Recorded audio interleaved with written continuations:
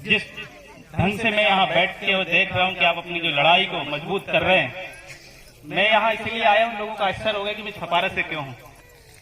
यहाँ प्रशासनिक अधिकारी लोग बैठे हुए हैं, इनको सबको मालूम होता है कि आदिवासी का जो कौम होता है वो सब पूरे देश भर में उसका एक रिश्तेदार होते हैं। उनका कोनवा कुटुंब पूरे देश में एक सा होता है। आप कहीं चले जाइए, अभी यहाँ पर बड़ादेव संयुक्त माई मास्को परियोजना का नाम सुन के मैं बड़ा अच्छा लगा, और पहली बार ये बड़ादेव के नाम की कोई परियोजना डेवलप हो रही, और ये हो रही तो क्यों, और इसका नाम बड़ादेव क्यों किया गया। जो लोग हमारे तीज त्योहार से, जो लोग हमारे व्यवहार से, जो लोग हमारे जीने के ढंग से नफरत करते हैं, वो लोग भी बड़ादेव के नाम से हमको लूटना चाहते हैं।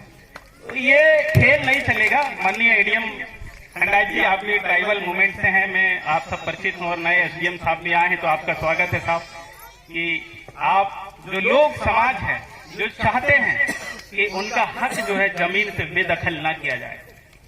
अभी एक नौजवान साथी ने कहा था कि देश की सुप्रीम कोर्ट भी कहती है कि लोकसभा न विधानसभा सबसे ऊंची ग्राम सभा, और ग्राम सभा का पालन मैं जहां तक समझता हूं, और मेरा जो अनुभव कहता है कि सिवनी जिला का प्रशासन या भारत सरकार, मध्य प्रदेश सरकार, जो OIGS लोग हैं, जो कर्मचारी लोग हैं, जो प्रशासन के तंत्र के भीतर बैठे हुए लोग हैं, वो ज्यादा नहीं मानते। ये आप लोग भी समझ लीजिए, ये लोग ज्यादा नहीं समझते। ये हुक्मरानों के द्वारा संचालित लोग हमारी व्यवस्था को तहस नहस करने का काम करते हैं, गलती इनका कुछ नहीं है। और अभी उस साथी ने कहा कि 5th शेड्यूल में ये बात सीधी लिखी है, सीधी। आप पढ़िए कॉन्स्टिट्यूशन को, 5th अनुच्छेद 244(1), लोकसभा और विधान मंडल का बनाया गया कोई भी कानून सीधा उनके ऊपर लागू नहीं होता जो वो लोग चाहते हैं। कौन? ट्राइब के लोग। आप पूछना चाहिए था इनसे कि हम ये परियोजना बना रहे हैं, तो क्या हम आपके यहाँ बना सकते हैं कि नहीं बना सकते। ट्राइबल एडवाइजरी काउंसिल है, राज्यपाल इसके प्रमुख होते हैं, उनसे पूछिए, उनसे इनकी बात कराइए। मैं आपसे बड़ा भावनात्मक बात कर रहा हूं।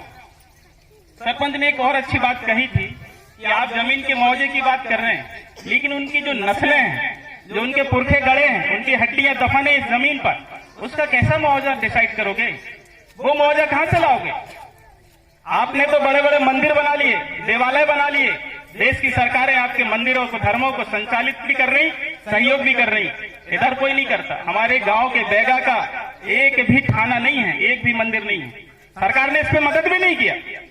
हमारे गांव के पटेल बाबा का, हमारे गांव की खेरोदाई का, हमारे भूमका बाबा का और एक बड़ादेव का कोई चिन्ह सरकार के द्वारा बनाया गया हो तो आप बताइए। पूरे जीवन हम आपके जैसे कहेंगे वैसा करने को तैयार हैं। हम समाज का प्रतिनिधित्व करते हैं। आदरणीय प्रशासनिक अमला से मेरा आग्रह है, जो वो चाहते हैं उनके अनुकूलता पे बात की जानी चाहिए। और आप ये मत समझिए कि लोग लड़ने लायक नहीं है, आप इनको चूतिया मत बनाइए। अभी एक साहब से मैं सुन रहा था, मुझे नहीं मालूम कौन, कि आपको मछली पालने का, आपको सिंघाड़ा लगाने का किसको बेवकूफ बनाते हैं। मैं भीमगढ़ विस्थापित परिवार से आता हूं। आज भी लोगों के राशन कार्ड नहीं बन रहे। बोरिया एक गांव है मेरे यहाँ छपारा में, वहां पर सड़कें नहीं है। वन विभाग के लोग ये कहते हैं कि आप विस्थापित लोग हैं, आपकी जमीन नहीं है। मैं चक्कर काट के थक गया कलेक्ट्रेट के, जिला पंचायत के, जनपद पंचायत के, कि लोगों को आने जाने के लिए सड़कें बनाई जाए, और वो ये कहते हैं यहाँ पे सड़क नहीं बनेगी पंचायत की तरफ से क्योंकि सिंचाई विभाग की जमीन है। अजीब खेल चल रहा भाई।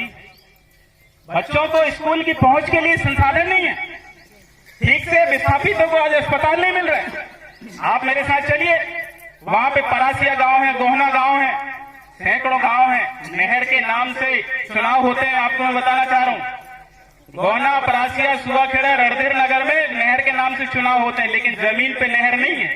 आज मुझे मौका ही बात रखने का मिल गया, क्योंकि अपर कलेक्टर मैडम यहाँ बैठी हैं। आप इस बात को संज्ञान में रखिए कि किस तरीके से अनुसूचित जनजातियों के साथ में जबरन और बेजा धोखा हो रहा, जबरन और बेजा धोखा हो रहा। आप इन शहरों को देख लीजिए। गवर्नमेंट कहती है सोशल रिस्पॉन्सिबिलिटी अदा की जाएगी। आप बताइए कहां पे सोशल रिस्पॉन्सिबिलिटी अदा की जा रही है? छिंदवाड़ा में कोल माइंस के बेल्ट पे एक आंदोलन चल रहा है ट्राइबलों का। कि उनको सोशल रिस्पॉन्सिबिलिटी के अंतर्गत उनको सुविधा मुहैया कराई जाए। उनके गांव में सड़कें नहीं है। बालाघाट का माइंस का क्षेत्र देख लीजिए, मैडम खुद बालाघाट से आती हैं, लोगों के बदन में आज भी ठीक से कपड़े नहीं है, लोगों के घरों में खाने की व्यवस्थाएं नहीं है।